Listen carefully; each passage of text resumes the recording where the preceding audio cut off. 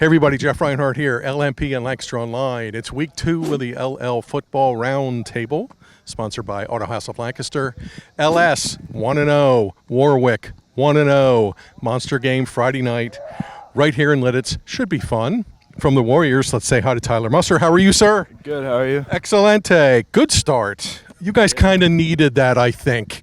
Wrap up week 1, you scored 35 points and got a dub. Yeah, got the offense rolling early.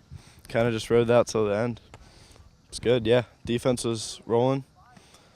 Held them, I think, shut out first half. Okay. Got all our guys off the field. It's good. Ty, you guys are coming off a big win in week 1. Spirits are high. What can you tell me about last Friday night?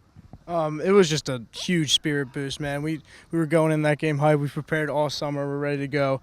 The line putting in work. Everyone's putting in work. It was great. Great to come out on top like that.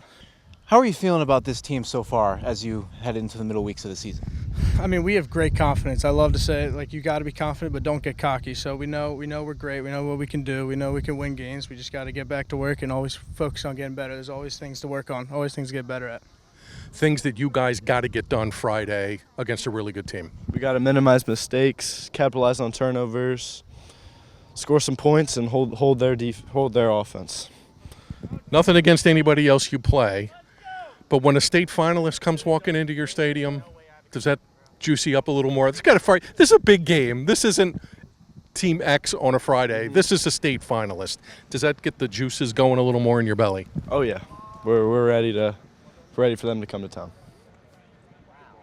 Okay, coming back from Warwick. Thanks to the Warriors for the access this week. Thanks for David for jumping on camera for us. Huge game there, Warwick LS. We'll get to it. It's the LL Football Roundtable. You know Jason, you know Christian, you know Brian. I'm Jeff. Hello. Week 2, 29 games in week 1. We survived. You guys are smiling. We made it through week 1. Holy moly. I was hoping for like a little breather in week 2. Nah, there's 28 games. Why would they do that? Why would they? 28 games. We got 5 on Thursday. We got 21 on Friday, and we have 2 Saturday matinees. We'll get to as many games as we can. There's a lot going on. But we'll try to break down the 4 games that were mega interesting to us. Ready?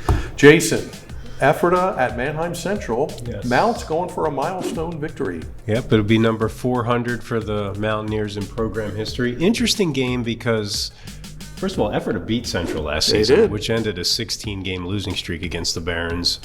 And the Barons are the perennial power, maybe the most storied program in LL history. But they are coming off a down season, and Ephrata has been on the rise. Ephrata had that many years in the wilderness, and then they got to the district final 2 years ago. So they're kind of meeting in the same place, but they're coming from different directions. So it's created this sort of rivalry now where you don't know who's going to win this game, when for years it was kind of a foregone conclusion that Central would beat Ephrata. Both teams are 1-0. Central beat West Philly 47-42. Didn't seem too thrilled with the performance from the post-game story, but that's the case in week 1 a lot. Teams are just figuring things out. Yes. You give up 42 points, you're probably not all that jazzed about it. But they did have 3 interceptions, and they did put up a lot of offense. And they will have this game in Mannheim on their home field. Ephrata more impressive on the scoreboard, 45-6 over Redline. Carson Martin, 223 yards and 4 touchdowns. It's just this, to me, it's a little like the milk jug game where you had Solanco coming up and you had LS trying to maintain where they were, and they sort of collided in this epic game. I think this has the potential to be really close and really interesting, and we'll find out, you know, who's going to be in this thing for the long haul, to be sort of the first bit of information from the LL point of view where they stand. Oh, by the way, you mentioned Milk Jug last week. 45-44 LS in overtime. I hyped the heck out of the game, and it lived up to it. It was phenomenal. It was one of those where tradition matters, right? Yeah. Solanco has everybody back. LS has so much to replace, but LS has that tradition, and it means something. And I looked up about midway through the 3rd quarter, and I said, yeah, the LS, they're fine. They lost everybody. But it was LS, and they were like LS. The other thing, last year, Ephrata, Central led 14-7 in the 3rd quarter. Effort goes 24-0 to end the game. So, And that was the first time where you thought, maybe this isn't going to be another great Central season. And they wound up, it kind of it all kind of spiraled from there, 3-7. But interesting game there. Okay, Christian, you're the road trip king. You're in New York now this week. I am. Great game, big boy, 6A, District 3 football. Hello. Manheim Township at Central York.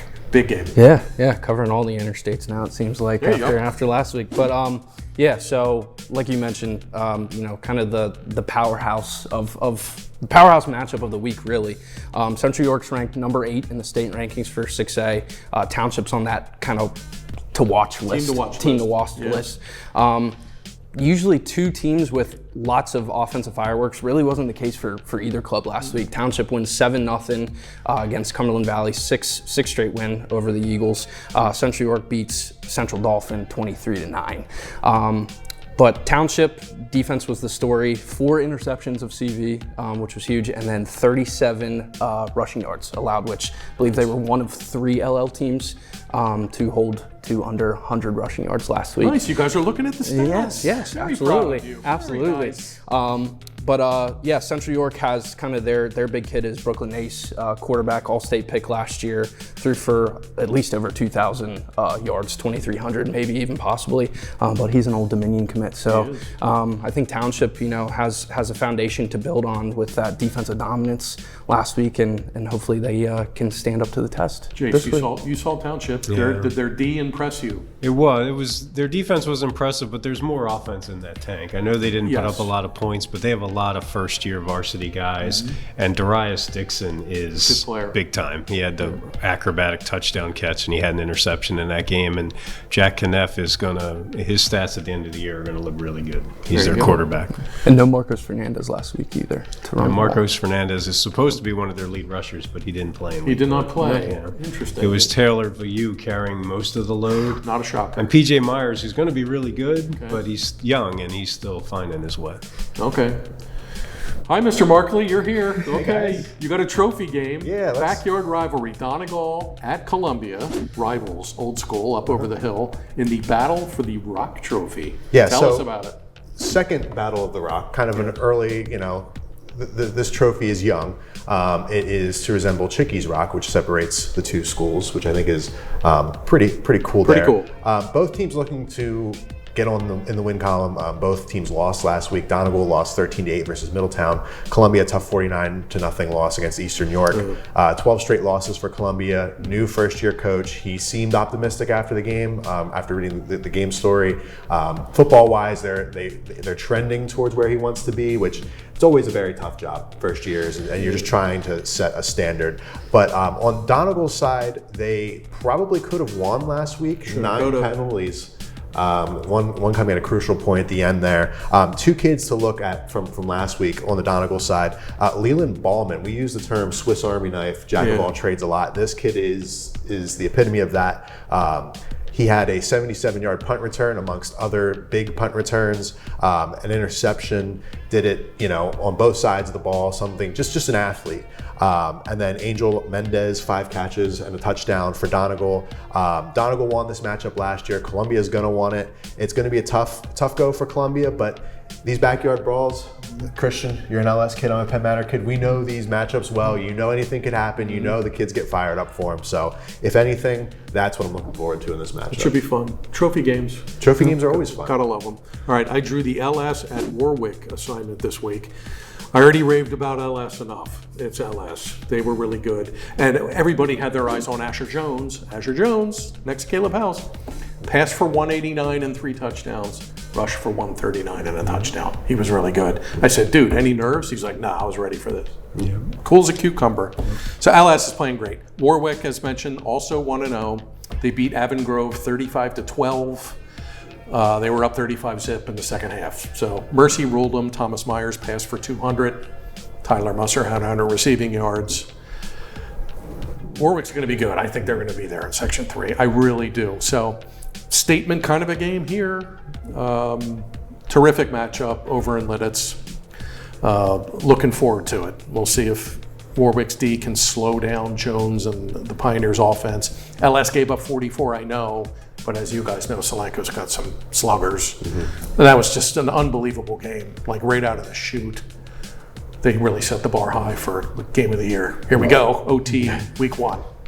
So that was great. So keep an eye on LS at Warwick. As mentioned, 28 games. There's a lot. We'll be covering pretty much all of them. So stay tuned for all that. Good of the order. Gentlemen, anything on your mind? I would just say the biggest wow result in football for me was E-Town beating Cocalico. That was a great game. Yeah, I looked at that score and I thought, E-Town might be coming. They might be a little better than we thought. They have a lot of athletes. Kaufman, the quarterback, broke his leg last year, I want to say. And he has several guys to throw to. Cocalico's up 14-0 with 3.5 minutes left. Okay. Fumble, touchdown, 2-point conversion. Fumble, touchdown, PAT, good. E-Town wins. What just happened?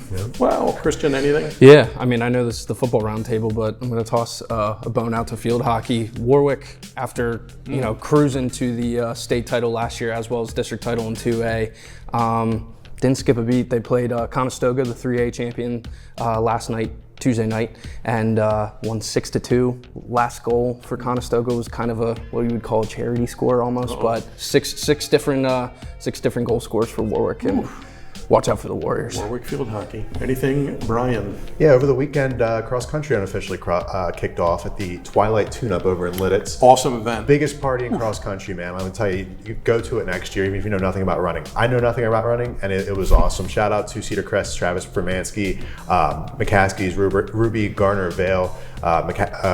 Fermansky won the race, set the course record. Garner Vale, 3rd place on the girls' side. So some really good LL running coming up. That'll kick off next Tuesday. So. Nice. We got you covered for all things LL fall sports. Seriously. LancasterOnline.com, high school sports. Click it. Don't miss it. Okay, fun week 2 coming up. 28 games. Oh my. 5 Thursday, 21 Friday, 2 on Saturday. We'll be everywhere.